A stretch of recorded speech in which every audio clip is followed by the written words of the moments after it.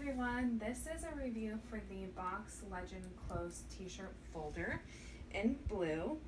I've had a previous shirt folder before and really enjoyed this one in particular because it seems to be higher quality and folds the shirts much easier.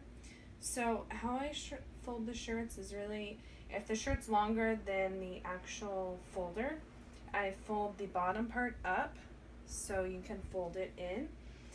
Then you can do either the left or right side, and you just go left then right.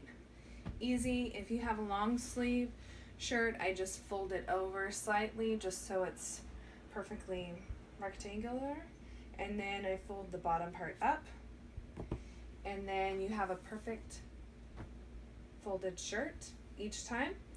And I really like how each time you get the same exact fold, and as you can see there's holes, so it makes it easy to flip over, and it's easily stored either under the bed or in the closet, and then you can just grab it out.